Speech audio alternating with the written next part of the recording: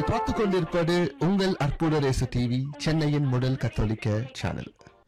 வணக்கம், என்னோட பேர் நெல்சன் ஆண்டனி ஜோக்கியம், அற்புத ரேசு டிவியோட ஃபவுண்டர்.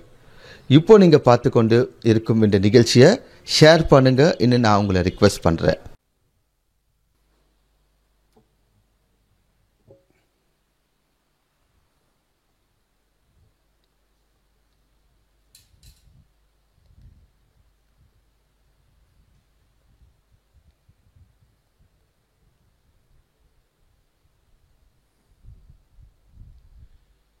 ஆண்டவர் இயேசுவிலும் மலை மலை மாதா அச்சரப்பாக்கத்தில் வீற்றிருக்கும் மலை மலை மாதாவிலும் என் அன்பிற்கினிய சகோதரிகளே, சகோதரர்களே,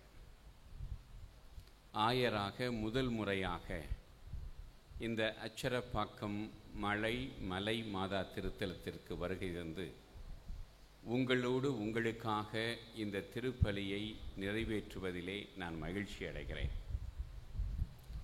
அரை நூற்றாண்டுகளுக்கு மேலாக இந்த இடத்தில் எழுந்தருளி மலை மலை மாதா ஆண்டவர் இயேசுவினுடைய அருள்வரங்களை பெற்றுத்தருகிற சிறப்பான கருவியாக இங்கே செயல்பட்டு கொண்டிருக்கிறார் என்பதனை நாம் அனைவரும் அறிவோம். எனவேதான் ஆண்டுக்கு ஒரு முறையாவது திருப்பயணிகளாக நாம் இங்கு வருகை தந்து அச்சரப்பாக்கத்தில் வீற்றிருக்கிற மலை மலை மாதாவிடம் நம்முடைய மன்றாட்டுக்களை, விண்ணப்பங்களை சமர்ப்பித்து அவற்றை அவர் தன் மகன் வழியாக பெற்றுத்தருகிற மிக சிறப்பான அனுபவத்தை பெற்றிருக்கிறார். எனவே மீண்டுமாய் இந்த நாளிலே இந்த திருப்பலியில் நம்முடைய பல்வேறு விண்ணப்பங்களையும் மன்றாட்டுக்களையும் இறைவனுடைய பாதத்திலே சமர்ப்பித்து இந்த திருத்தலத்தில் அருள்பாலிக்கிற மலை மலை மாதா நமக்கு எந்நாளும் பரிந்துரைக்கவும் காவலாக இருக்கவும் மன்றாடுவார். இந்த நாளிலே அன்னை மரியாவை பற்றி சிந்திப்பதற்கு இறைவனை ஈன்றவர் இதயத்தில் சுமந்தவர் என்ற தலைப்பினை திருத்தல பங்கு தந்தை நமக்கு தந்திருக்கிறார். மேரி bore God in the womb and carried in her heart என்று ஆங்கிலத்திலே கொடுக்கப்பட்டிருக்கிறார். இறைவனை ஈன்றவர் இதயத்தில் சுமந்தவர் என்பதனை இன்னும் சுருக்கமாக கருவில் சுமந்தவர், இதயத்தில் சுமந்தவர் என்று நாம் வித்தியாசமாக அதற்கு தலைப்பு கொடுக்கலாம். அதுதான் அன்னை மரியா. விவிலிய அடிப்படையில் அன்னை மரியா யார் என்று சொன்னால் இறைவனின் தாய், கடவுளின் திருக்குமாரன் மனிதனாக பிறப்பதற்கு தாயாக சம்மதம் தெரிவித்து தன்னுடைய மனித கருவில் அவரை சுமந்து குழந்தையாக பெற்று இந்த உலகத்திற்கு கொடுத்தவர். தச்சனுக்கு பிள்ளை என்றும் தாயொருத்தி கன்னி என்றும் இச்சனங்கள் சொன்னாலும் தெய்வ திருக்குமரா தாழேளோ என்று இயேசு காவியம் குழந்தை இயேசுவுக்கு தாலாட்டு பாடுகிறார்.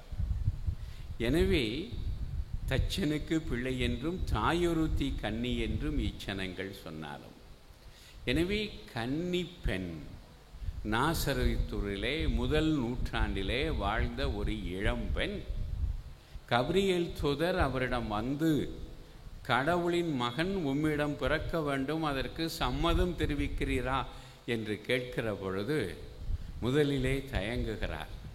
முதலில் கபிரியேல் தூதரை பார்த்து அஞ்சுகிறார். அதற்கு பிறகு அந்த செய்தியை கேட்டு கலங்குகிறார்.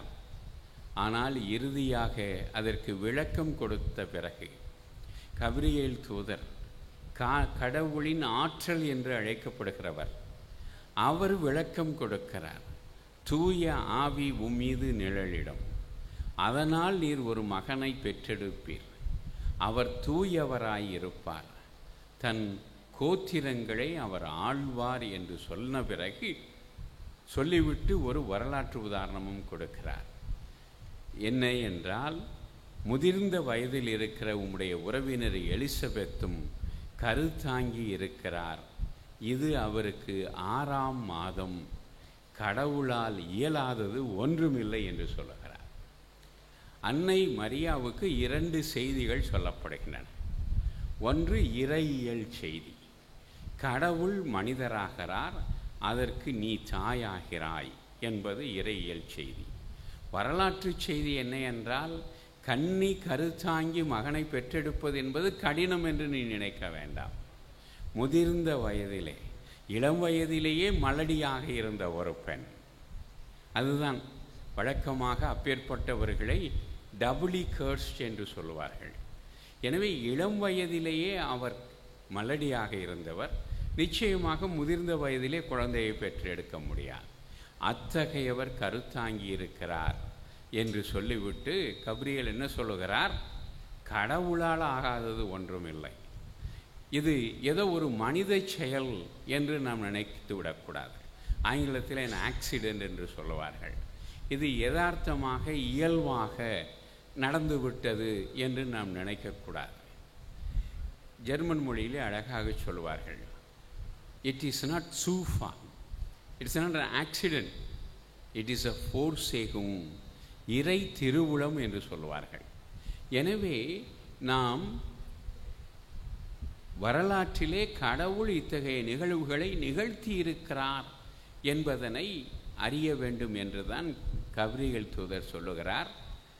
இப்படி நிகழ்ந்திருக்கிறது, இது கடவுளால் ஆனது, கடவுளால் ஆகாதது ஒன்றுமில்லை.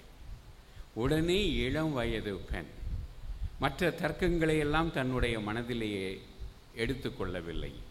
உடனடியாக லூக்கா 1:38 இதோ உமது அடிமை, உம் சொல்லின்படி எனக்கு ஆகட்டும் என்று சொல்லுகிறார். எனவே அன்னை மரியா ஆண்டவர் இயேசுவை, கடவுளின் திருக்குமாரனை, யோவான் நற்செய்தி 1:1 தொடக்கத்தில் வாக்கு இருந்தது, அவ்வாக்கு கடவுளோடு இருந்தது, அவ்வாக்கு கடவுளாயும் இருந்தது என்று சொல்கிறார். எனவே கடவுளின் திருக்குமாரன், அந்த வார்த்தையாக வருகிற அந்த திருக்குமாரனை தான் பெற்றெடுக்கப் போவது, தான் கருவிலே கருத்தாங்கி அவரை குழந்தையாக பெற்றெடுப்பது என்பது ஒரு மிகப்பெரிய அருள், அதே சமயத்தில் மிகப்பெரிய சவால். அவர் திருமணம் ஆவதற்கு முன்பே கருத்தாங்கி இருக்கிறார் என்பது அவருடைய கணவருக்கு தெரிய வந்து அவர் யோசிக்க ஆரம்பித்து விட்டார். இப்படியெல்லாம் சிக்கல்கள் ஏற்படும் என்று தெரிந்திருந்தும் கடவுளுடைய வாக்கு, கடவுள் இதனை நிறைவேற்றுவார், செய்கூலி சேதாரம் இல்லாமல் கடவுள் நிறைவேற்றுவார் என்று அன்னை மரியா விசுவசித்தார்.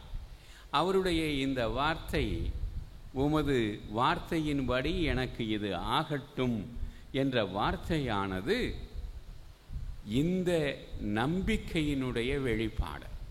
எனவே கடவுளால் அனைத்தும் ஆகும்.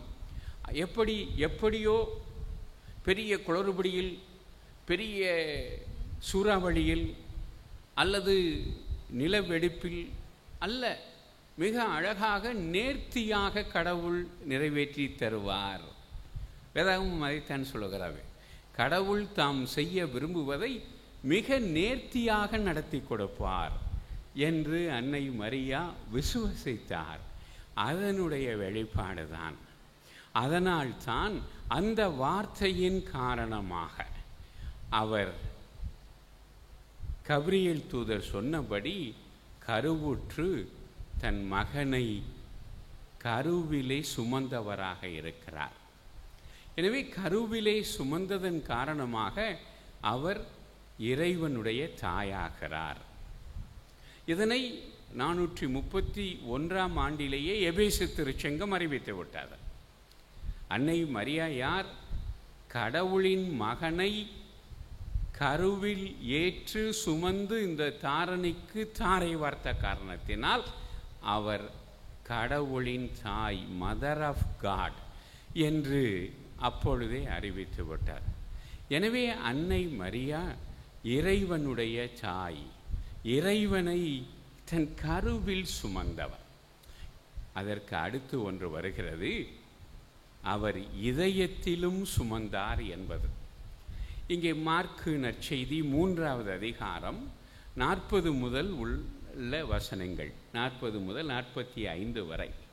அங்கே அவருடைய சீடர்கள், இயேசுவினுடைய சீடர்கள் அமர்ந்து அவர் சொல்வதை கேட்டு அப்படியே லயித்து போகிறார்கள், மெய்மறந்து போய்கொண்டிருக்கிறார்கள். அந்த நேரத்திலே ஒருவர் வந்து சொல்லுகிறார், உன் தாயும் உறவினரும் வெளியே காத்து கொண்டிருக்கிறார்கள்.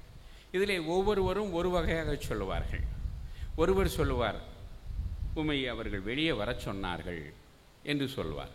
இன்னொருவர் சொல்வார், கூட்டத்தின் மிகுதியின் காரணமாக அவர்கள் உள்ளே வர முடியவில்லை என்று சொல்வார். இப்படி அவருக்கு செய்தி வந்தவுடன் இயேசு என்ன சொல்லுகிறார், யார் என் தாய், யார் என் சகோதரர்கள்? இவர்களே கடவுளின் வார்த்தையை கேட்டு அவருடைய திருவுளத்தை நிறைவேற்றுபவர்களே என்னுடைய தாயும் சகோதர சகோதரியும் என்று சொல்வார்கள்.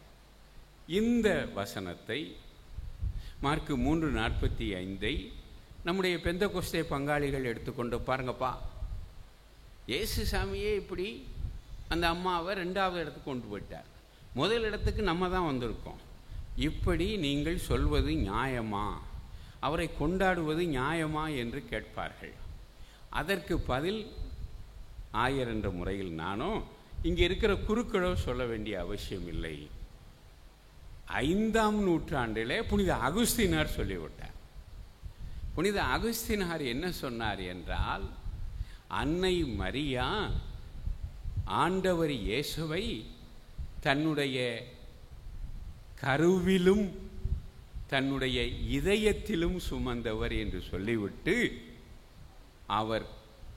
அவருடைய கருவில் ஏற்றதால் தாயானார், அதற்கு முன்னரே விசுவாசத்தில் அவரை ஏற்றுக்கொண்ட காரணத்தினால் அவர் இதயத்தில் அதற்கு முன்னரே தாயாகிவிட்டார் என்று சொல்கிறார். எனவே கருவில் தாயாவதற்கு முன்பாக, கருவில் இயேசுவை சுமந்ததனால் தாயாவதற்கு முன்பாக அவரை உள்ளத்தில் சுமந்த காரணத்தினால் அவர் இயேசுவினுடைய தாயானார். அப்படி என்றால் யார் என் தாய், யார் என் சகோதரர்கள்? என்னுடைய வார்த்தையை கேட்டு, கடவுளுடைய வார்த்தையை கேட்டு அதன்படி நடப்பவர்கள். அன்னை மரியாதனை முதல் நபராக அப்படி நடந்திருக்கிறார். கன்னி கருத்தாங்கி ஒரு மகனை பெற்றெடுப்பார் என்று சொன்னதை நம்பியவர் அவர்தானே, அதன்படி செயல்பட்டவர் அவர்தானே, அவர் பாதையில் நடந்தவர் அவர்தானே. லூக்கா நற்செய்தி முழுவதும் அன்னை மரியாவை சிறந்த சீடத்தி என்றுதான் லூக்கா படம் பிடித்து காட்டுகிறார். எனவே அன்னை மரியா ஆண்டவர் இயேசுவை கருவில் சுமந்ததால் தாய்தான்.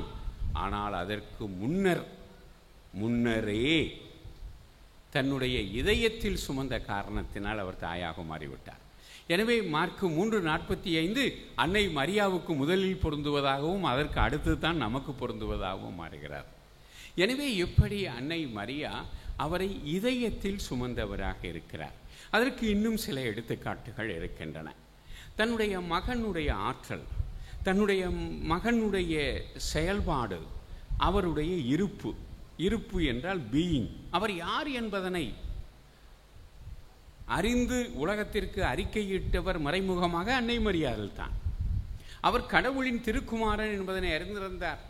அதனால்தான் திராட்சை ரசம் இல்லை என்றவுடன் அவரிடம் போய் திராட்சை ரசம் தீர்ந்து விட்டது என்று சொல்லுகிறார். வேறு யார் தண்ணீரை திராட்சை ரசமாக்க முடியும்?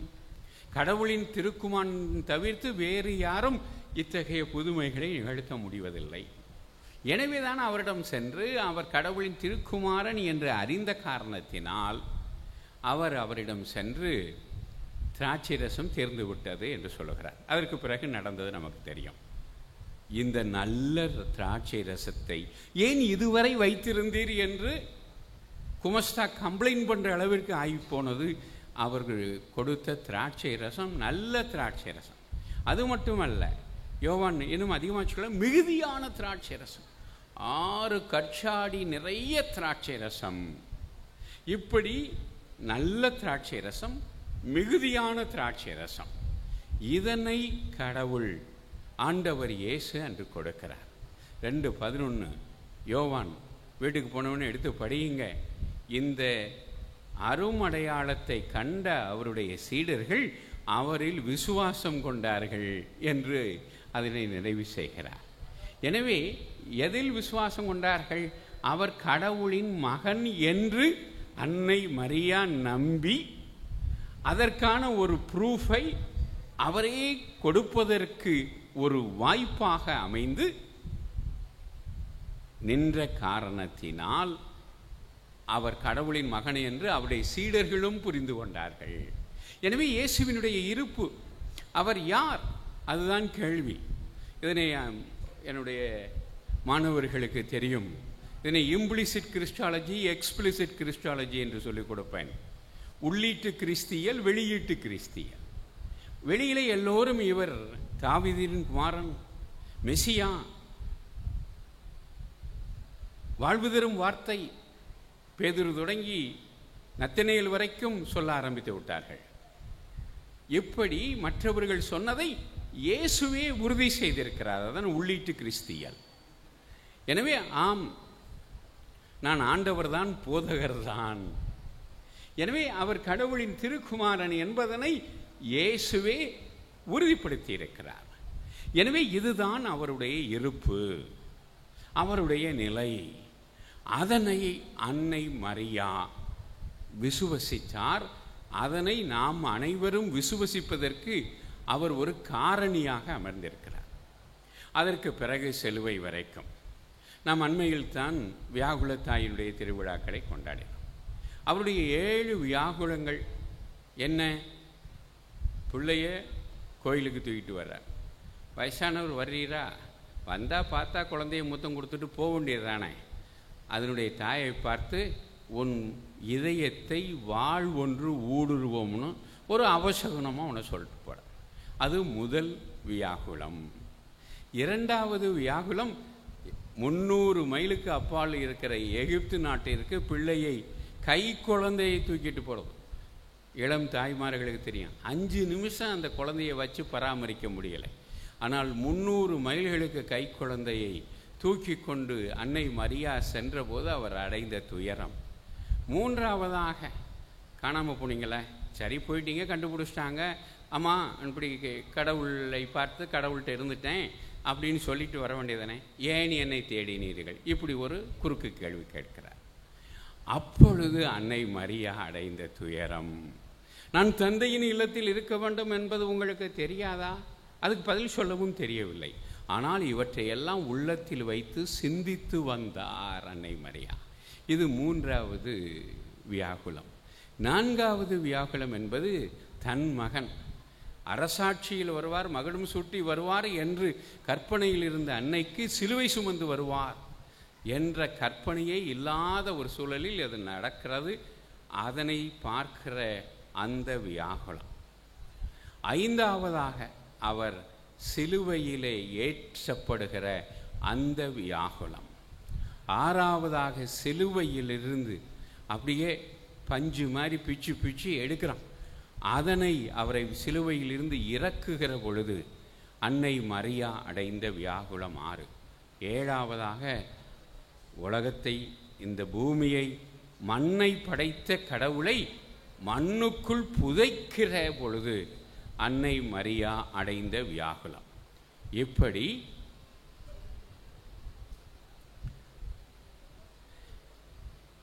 நீங்கள் மட்டுமா வர்றீங்க, நாங்களும் தான் வர்றோம். புரியுதுங்களா உங்களுக்கு? மாதாவை தேடி நீங்கள் வந்துட்டு போனால் போதுமா? எங்களுக்கும் தானே மாதா அப்படின்னு படைப்பு சொல்கிறது மாதிரி. சரி, எனவே இப்படி 7 வியாகுலங்களை அன்னை மரியா அடைந்தார். எனவே இப்படி வியாகுலங்களை அடைந்தும் அவருடைய சீடத்தியாக, அவர் யார் என்பதற்கு அடையாளமாக அன்னை மரியாதை இருந்தார். 3வதாக இறுதியாக அவர் விண்ணகத்திற்கு சென்று முடிசூட்டப்பட்டு இருந்தாலும் விண்ணகத்திலே தன் மகனோடு பூமியில் அவ்வப்பொழுது தோன்றி பல்வேறு இடங்களிலே, பிரான்ஸ் நாட்டிலே லூர்து நகர், பிரான்ஸ் நாட்டிலேயே சலைத் மலை, போர்ச்சுகல் நாட்டிலே பாத்திமா, நம்முடைய நாட்டிலே வேளாங்கண்ணி, இப்படி பல்வேறு இடங்களிலே காட்சி கொடுத்து தன் திருமகன் கடவுளின் குமாரன், கடவுளால் ஆகாதது ஒன்றுமில்லை என்பதனை நம்முடைய வரலாற்றிலும் சுட்டிக்காட்டுபவராக தன் காட்சிகளிலே செயல்படுகிறார். எனவே இப்படி அன்னை மரியா தன் மகனை கருவில் சுமந்து 10 மாசத்தில் கடமை முடிஞ்சிச்சுன்னு தூக்கி போடாமல் இன்று வரைக்கும் அவரை இதயத்தில் சுமந்து கொண்டிருக்கிறார். எனவே இப்பேற்பட்ட அன்னை, அதோட முடிஞ்சிச்சில்ல செய்தி, இப்பொழுது மறுபக்கம் ஆரம்பிக்கிறது. நமக்கு அன்னை மரியா தரும் செய்தி, நீங்களும் என் மகனை இதயத்திலே சுமந்து கொள்ளுங்கள் என்பதுதான். எனவே நமது கேள்வி, நாம் அவரை இதயத்தில் சுமக்கிறோமா? சுமத்துனதுனால தான் நாங்கள் இங்கே வந்திருக்கிறோம். இப்படி ஒரு வெள்ளிக்கிழமை சாயங்காலத்தில் இந்த அகால நேரத்தில் அப்படின்னு நீங்கள் கேட்கலாம். எந்த அளவுக்கு சுமக்கிறோம் என்பதுதான். 10%, 20%, 40, 50, 60. ஒருத்தர் 60% இதயத்தில் நான் அன்னை மரியாவை சுமக்கிறேன், ஆண்டவர் இயேசுவை சுமக்கிறேன் அன்னை மரியா போல என்று சொன்னால் எப்படிங்க? உங்களோட நோய் நொடி இல்லையா? பேய் தொல்லை எதுவும் இல்லையா? மற்ற சந்தேக பிசாசு வீட்டுக்காரம்மா அல்லது வீட்டுக்காரரு, இப்படி பிள்ளைய இப்படி யார்கிட்ட இருந்தாவது வரலையா? சொத்து பிரச்சனை இல்லையா? கூட பிறந்தவனே எதிரியாக மாறலையா? இம்புட்டு இருக்கு சாமி. அப்புறம் எப்படி நீங்கள் அவரை இதயத்தில் சுமக்கிறீர்கள் என்று சொல்ல முடியும்? அதுவும் எப்படி 60%, 70%? அப்படி அவரை சுமந்தால் உங்களுக்கு இதெல்லாம் வரக்கூடாது தானே. நாம் எதையோ சுமப்பதால் அதெல்லாம் வருகிறது. பொருளை சுமக்கிறோம், சிற்றின்பத்தை சுமக்கிறோம், ஆசையை சுமக்கிறோம், அதனால் துன்பங்கள் வருகின்றன. ஆசையே துன்பத்திற்கு காரணம். அதனால் ஆசையை அருமென்கள், ஆசையை அருமென்கள் என்று புத்தர் போதித்தார். எனவே நாம் யாரை சுமக்க வேண்டும்? ஆண்டவர் இயேசுவை சுமக்க வேண்டும். ஆண்டவர் இயேசுவை சுமந்தோம் என்று சொன்னால், பவுலடியார் சொல்லுவது போல, சிலுவையில் அறையுண்ட இயேசு கிறிஸ்துவை அறிக்கையிடுவதிலே நான் பெருமை கொள்கிறேன். ஆண்டவர் இயேசு கிறிஸ்து போன்ற ஒப்பற்ற செல்வம் தவிர்த்த வேறு எந்த செல்வத்தையும் நான் நாடவில்லை என்று சொல்லுகிறார். அப்படி ஆண்டவர் இயேசுவை நாம் உள்ளத்திலே சுமந்தோம் என்றால் நாம் தூயவர்களாக இருப்போம். அவரை உள்ளத்தில் சுமந்தவர்களாக இருந்தால் நல்லவர்களாக இருப்போம். அவரை உள்ளத்தில் சுமந்தால் வல்லவர்களாகவும் இருப்போம். இப்போ ஒரு ஆன்ம பரிசோதனை, நான் உண்மையிலேயே என் ஆண்டவரை இதயத்தில் சுமக்கிறேனா? அல்லது மகதலா மரியா போல என் ஆண்டவரை காணவில்லை, என் உள்ளத்தில் இல்லை, எங்கேயோ யாரோ தூக்கிட்டு போயிட்டாங்கன்னு சொல்லுகிறோமா?